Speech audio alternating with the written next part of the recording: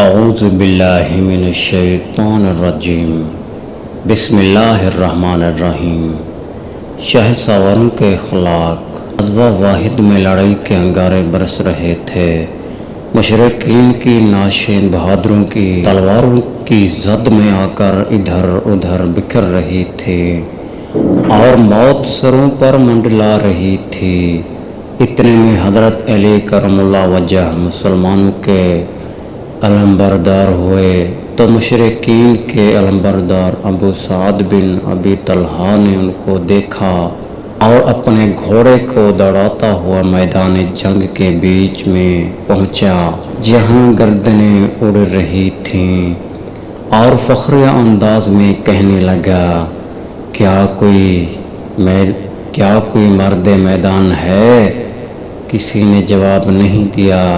اس نے غرور تکبر کے لہجے میں پکارا، کیا تم میں یہ نہیں کہتے کہ تمہارے مقتول جنت میں اور ہمارے مقتول دوزخ میں جائیں گے؟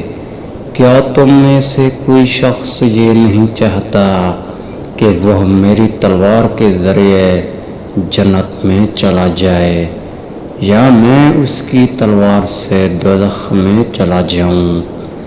حضرت علی بن ابی طالب کرم اللہ وجہ نے اس مشرک ابو سعد بن ابی طلحہ کی پکار کا جواب دیتے ہوئے کہا، اس ذات کی قسم ہے جس کے قبضے میں میری جان ہے، میں اس وقت تک تجھ سے جدا نہیں ہوں گا جب تک کہ تو مجھے اپنی تلوار سے جنت میں نہ پہنچا دے، یا میں تجھے اپنی تلوار سے جہنم رسید نہ کر دوں۔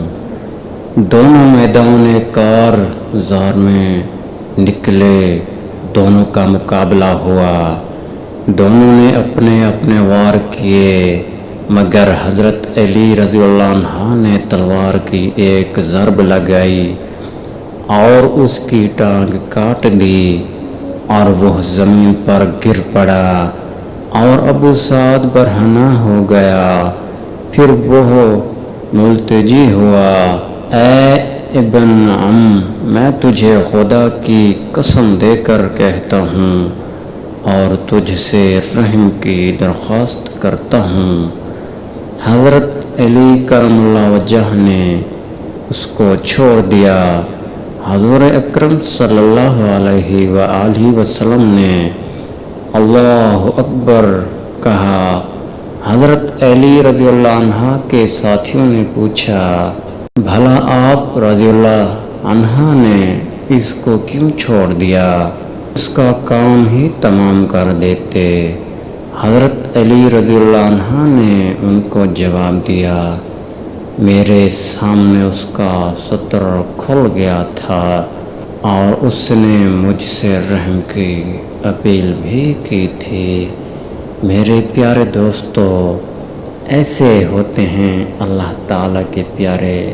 اگر آپ کو اس ویڈیو سے ذرا کچھ بھی سیکھنے کو ملا ہے تو ہمارے چینل کو سبسکرائب، ویڈیو کو لائک، شیئر ضرور کیجیے۔ جزاک اللہ۔